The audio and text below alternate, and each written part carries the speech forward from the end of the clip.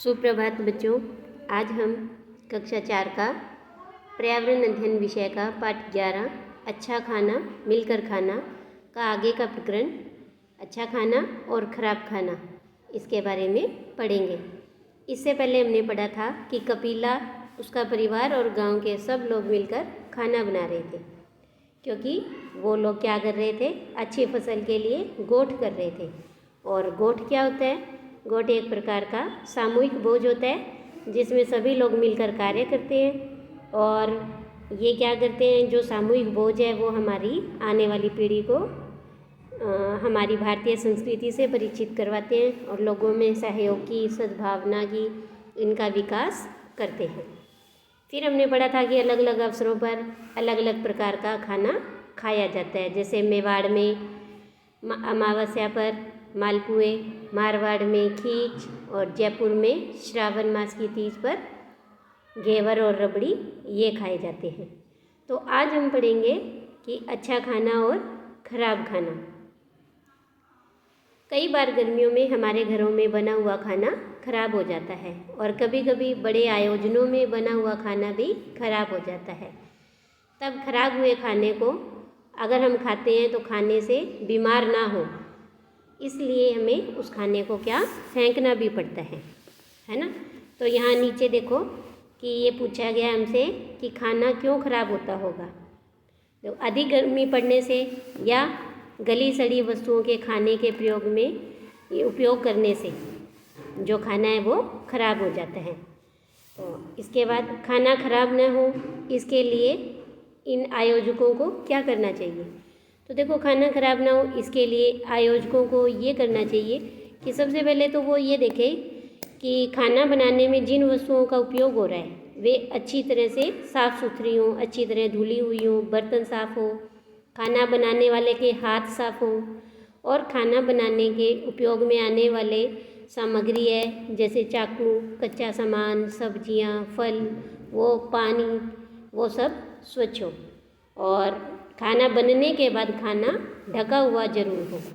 तो इस तरह से खाना खराब नहीं होगा।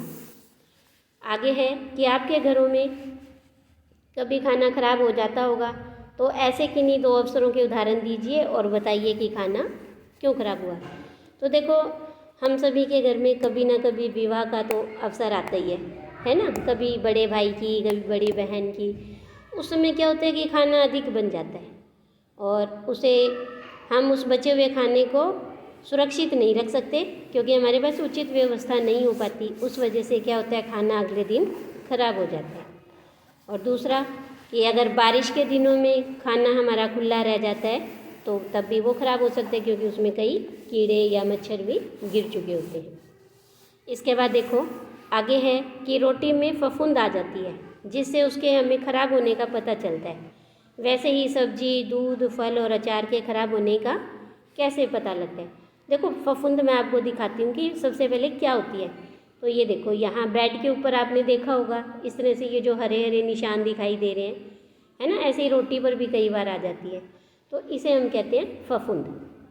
तो रोटी की तरह ही ब्रेड पर फफूंद आई हुई है तो उससे तो हमें पता लग जाता है देखने से कि ये खराब हो गई। लेकिन सब्जी, दूध और फल के इन सब के खराब होने का हमें कैसे पता लगता है। तो देखो, सब्जी में से तो बदबू आने लग जाती है, दूध खट्टा हो जाता है, फल हैं वो काले पड़ जाते हैं, है ना। और अचार में ब्रेड की तरह ही फफूंद आने लग जाती है। तो इन चीज़ों से हमें उनके भोजन के खराब होने का पता लगता है। इसके बाद आगे देखिए आप कि यहाँ लिखा है कि हम कई बार खोमचे वाले से होटल में या बाहर खाना खाते हैं। यह खाना खराब तो नहीं होता पर स्वच्छ है या नहीं ये हमें नहीं पता चलता। तो भोजन की स्वच्छता के लिए आवश्यक है कि खाना बनाने में उपयोग की जाने वाली सामग्री जैसे बर्तन, चाकू, कच्चा सामान, सब्जियां आदि धुली हुई और साफ़ हो। तो ये देखो कि यहाँ आपको ये चित्र में दिखा रही हैं कि बर्तन, सब्जियां सब साफ़ होने चाहिए, खाना बनाने वाले के हाथ भी साफ़ होने चाहिए। जिस पानी का हम उपयोग कर रहे हैं चाहे सब्जियां धोने में या खाना बनाने में, वो पानी भी स्वच्छ होना चाहिए। तो इससे हमें क्या रहता है कि हमें स्वच्छता का ध्यान रहता है। तो पानी स्वच्छ हो, खाना ढका हुआ हो। स्वस्थ रहने के लिए यह आवश्यक है कि हम साफ, शुद्ध और ताज़ा खाना खाएं।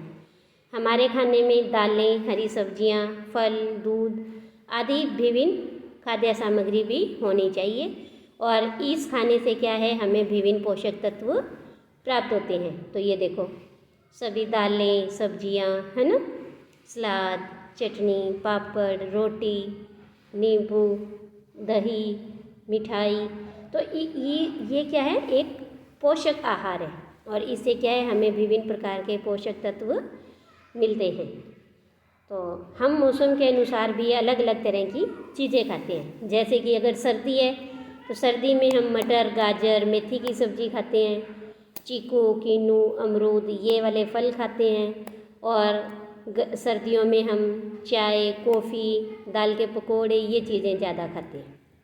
अगर गर्मी हो तो गर्मी में टिंडी, भिंडी, ककड़ी ये सब्जियां आती हैं, है ना।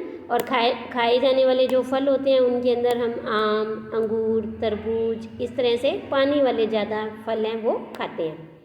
और शरबत लेते हैं, जूस पीते हैं, ठंडाई वगैरह पीते हैं। तो गर्मी में हम पेय पदार्थ हैं जिनका उपयोग ज़्यादा करते हैं। बरसात में क्या है, लौकी, अरबी, तोरी ये सब्जियां आने लगती हैं और जामुन, मौसमी, केले ये फल आते हैं। इसके अलावा हम बरसात में हमें चाय के साथ गरम गरम चाय और साथ में गर्मा गर्म पकौड़े हो वो भी हम खाते हैं। तो इस तरह से हम क्या है, मौसम के अनुसार अलग अलग तरह की चीज़ें खाते हैं। इसके बाद देखो यहाँ पर आपको खाना बनाना, इसमें है गाल के लड्डू। लड्डू भी कई तरह के बनाए जाते हैं, जैसे बूंदी के, सत्तू के, तिल के। तो आओ आज हम गाल के लड्डू बनाएं। फलौदी के गाल के लड्डू बहुत ही मशहूर हैं। इसमें क्या करते हैं कि गेहूं को रात भर भिगोया जाता है, जिससे क्या ये गेहूं है वो फूल जाते हैं।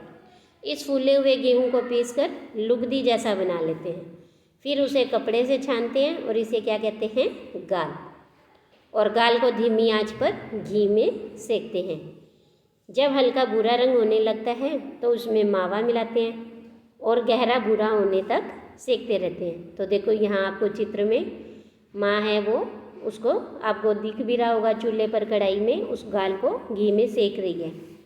और फिर जब वो सिक जाता है, भूरा गहरा भूरा हो जाता है, तब इसे एक थाली में फैला देते हैं और इससे पहले से ही तैयार गरम गरम चाशनी है वो उसमें मिला देते हैं।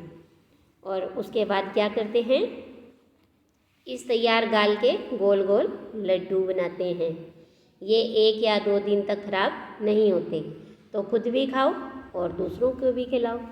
तो इस तरह से हमने इस पाठ में सीखा कि सामूहिक भोज है वो आपसी प्रेम, सद्भाव और सहयोग बढ़ाते हैं। भोजन में विविधता होनी चाहिए, यानी हमें विभिन्न प्रकार के भोजन करने चाहिए। विभिन्न अवसरों पर अलग अलग प्रकार के पकवान बनाए जाते हैं। भोजन स्वच्छ, शुद्ध और ताज़ा होना चाहिए। तो इस तरह से देखो हमने इस पाठ के अंदर ये सारी चीज़ें सीखी और तो और हमने लड्डू बनाने भी सीखे। तो आप सभी भी घर पर लड्डू बनाएं। धन्यवाद।